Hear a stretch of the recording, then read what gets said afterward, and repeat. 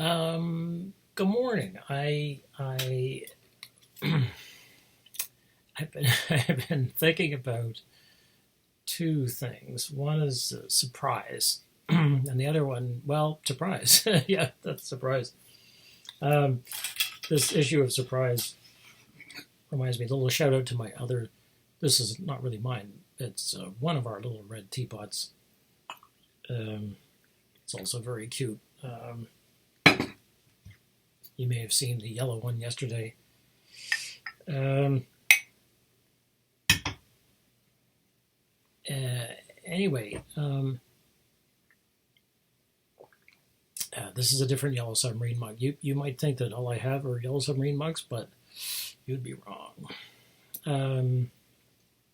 Yeah, when I was a kid, you could get these gliders, and they were made of what I realize now as I've been searching for them was polystyrene that they would come flat, and so they must have cost about 3 cents, which was a lot of money in those days. In 1965, 3 cents was a lot of money. That'll last you all week. You could feed a family of five on 3 cents, and pay for your mortgage. Yeah, right. But there were these planes. I love these things. They made them in funny shapes. The ones I'm looking at on eBay are like flying noses, flying hot dogs. That's sort of related. This is a reissue of a toy apparently that was a big deal in 1995. 1995, that's 30 years too late. Let's talk about 1965 or 66. And I very clearly remember, oh man, I love these planes. I was just, and I couldn't fly a plane to save my family. I guess I couldn't fly a plane to save it. I couldn't make a paper airplane. I couldn't fly a paper airplane. But these little, so I have one here. This is the kind of thing I'm talking about. As you can see, it's beautifully aerodynamic. Oh yeah, this is a winner, and so you see how beautifully made it is and structurally fine. Actually, they're really tough because they are flat planes. Oh, that make a plane, and they have this. What really works is that they have this plastic nose tip, and they actually have a little working propeller. So again, a dear friend of mine who finds me toys that I once had, and she's like, "Check this out." I'm like, "Oh, I once had that." Got these for me. 6. You got to see the box. Those boxes. You're gonna love this box. Real flying fighter planes. I'm reading it backwards. Fighter planes. What does that say? Fabulous flying fun. Okay. We actually did have a nice time with one. We took one out on a summer evening and we kind of sort of flew it. And even as adults, we with our best throwing arm, we couldn't get them to go very far. So we kept sort of modifying the nose, thinking that would help. And it helped a bit. We probably got another couple of feet out of them. But so I remember, what is it that brings something like that back? That you suddenly remember something that delighted you when you were a child, or something that delighted you even 10 years ago, 2 years ago, whatever it is. And some things really last. You remember the delight. You may sort of you remember the delight, but you can't get it back. Which is sort of an interesting thing. So this morning I was thinking about surprise and the way that what it is to be surprised. And I'm reminded of this. It was a great story that. I used to listen to the radio before we had on-demand everything. In Toronto, you listened to the radio because that was how you're going to listen to music. So we listened to CBC and CJRT to listen to classical music while I was working. And Erica Ritter, who was a well-known Canadian playwright, and she's quite funny, and she's got a good stand-up. But I guess she had to do some. I guess writing a play every year wasn't cutting it, unfortunately, because we don't support the arts. But we don't think the arts are worth doing and making a living. If we don't, yeah, whatever. Okay, leave that alone. But anyway, she. Jeez, look at this. What the heck's that? Oh, there's something. I saw something nasty in the woodshed, as the woman says in Cold Comfort Farm. Anyway, so Erica Ritter one morning was talking about she'd subbed in for somebody else who was normally playing music, and so she was locked into that person's playlist. And she said she was talking about, she was announcing the music she was announcing was one of the Haydn symphonies. And the late Haydn symphonies are probably the best known, sort of from the late 90s, because he wrote a pile of symphonies. Like he wrote 108, 110 symphonies, I think, something like that. And the late symphonies are typically the best known, the ones after, just before and after 100. And one of them is the Surprise Symphony, called the Surprise Symphony. And others are sort of symphonies that people adore because I don't know why, like the Toy Symphony, which is a bunch of mechanical toys. And okay, it's not for me. Once is definitely enough, but it's like a root canal. But so the Surprise Symphony, and when you've heard the Surprise Symphony, once will have been enough, because if you're somebody who, but yeah, you'll understand why. So, so she said, the next up is the Haydn Surprise Symphony. She said, I always felt about the Surprise Symphony that it was like the Holiday Inn, and I was driving to work, and I was like curious. I was like, oh, how is, sounds like one of those Alice in Wonderland things. How is the Surprise Symphony like the Holiday Inn? But she's clever, and so she sold me, and I still remember it. And Holiday Inn at the time, you sort of have to know, you have to be older than dirt like me to remember this. But in the 80s and in the early 90s, I think it was in the 80s really, probably in the 70s too, the Holiday Inn and Howard Johnson's, which was one of those brands that sort of disappeared, got eaten up. Probably by Nestle. Their advertising slogan was "The best surprise is no surprise at all." So that when you check into a Holiday Inn, you should not be surprised. There won't be roaches and rats, ideally, unless that's normal for the Holiday Inn. In which case, you're like, "Oh, I'm not surprised. I see roaches and rats." Yay. Anyway. So you're supposed to check in, and it was supposed to be beautiful and, well, at least middle class, standard. Whites that were white were supposed to be white, and they were white, and so on. And the beds were clean, and the pool was over chlorinated, and kids were going to be happy, and the food was going to be standard, and everything was going to be standardized. So the best surprise was no surprise at all.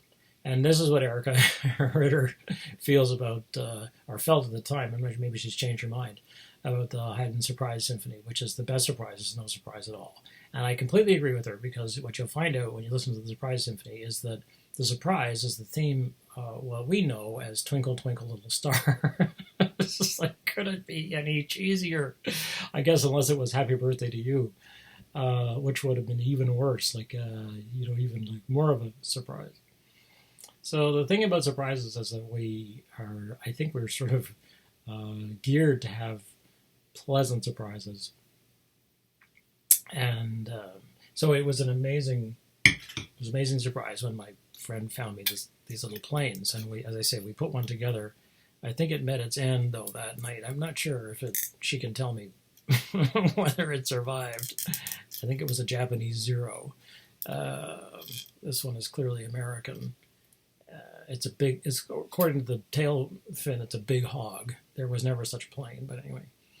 But they do fly really well, and then or quite well, and then you can turn them. You can put the nose up and down, and it'll fly differently, and amuse your friends, etc. Fun for hours or for minutes, as the case may be. This thing of a surprise, I guess, is that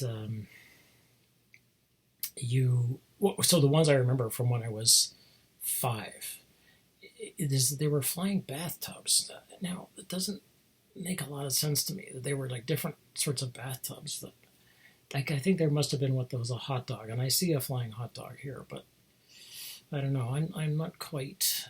I think they were crazy looking planes. I mean, they probably were. It was something like that you would have seen in Mad Magazine at the time, and Mad Magazine. Another strange. What a strange thing that was too.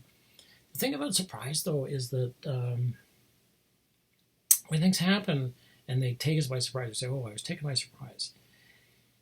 It's like, well, but most things take us by surprise, and I think we are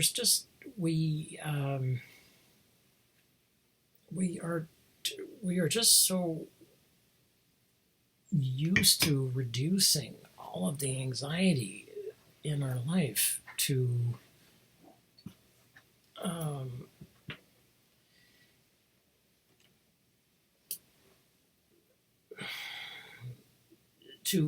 or not so much the anxiety, but reducing. Well, it's the same thing. Reducing the surprises in our life, so flattening it out. So there's nothing. There are no surprises. And then when something does intrude, it's going to be bad, because if we plan something nice, then it's not a surprise. We plan it, we go and have it. And if we don't plan it, then no surprises. Which is interesting, right? So we want to have things as controlled as possible, as predictable as possible, because it's going to be okay. And then when a surprise does happen, it's probably going to be bad. And we're going to say, oh, I didn't see that coming. It took me by surprise. It came out of the blue. And so we sort of have these crises. So everything that happens that's a surprise. It's a crisis. And I think when you're a kid, so much of what happens to you is just so completely out of your control that your things are just the external world is just sort of impinging. Like you're playing in the dirt with a toy. I had a really great bulldozer. Oh, it was amazing, and I loved that thing. And then somebody would come and say, "Okay, we have to stop playing now and go and do this." You'd be like, "Okay, do we have to? Can't I just go on playing with my bulldozer?" It's like the answer was no, because the big outside world calls, and the adult world calls and comes and gets you. It's time to go. You're like, okay, I'm going. I'm doing yes, yes, yes, sir. 3 bags full, and so you leave and you do whatever you're told to do. But everything is a surprise, because you're playing and then you're not playing, and then you're at school, okay, and then you're not at school anymore, and then you're exhausted and you don't want to go to bed, but you have to go to bed, and so everything is a surprise. So I think that we often now. So I look at this thing that's got us all. That as I was talking about this the other day, and I'm still thinking about it, where we're all sort of cut off, whoops, and haven't had a chance to, as I say, to say goodbye and do the usual things that you do when you're sort of wrapping something up, because we were surprised and we were taken unaware, but by something bad, of course, instead of just whatever it is, that we're. The expectations that we have, that I'll get up and I'll be able to make tea, and if I can't make tea, I'm like, what's the matter? I'm surprised. I'm surprised. That I didn't see this coming. Luckily, I was able to make tea this morning, so that's okay. That's not a disaster. So, yeah. Um, I think that maybe if we, I don't know, maybe if we plan a little less, or it's not so much that as, um, I mean, I think we schedule things because, as I say, I think we're trying to flatten things out and make sure that they run according to these plans that we have, and the plans are, um, they reduce our they reduce the chaos in our lives, and they reduce our anxieties, and they reduce, and it makes a lot of sense. And we have to do things according to plan. I mean, we have to get to school on time. We got to plan for work. We got to pay pay the bills. I mean, if you want to eat regularly, you got to work regularly, and all that stuff.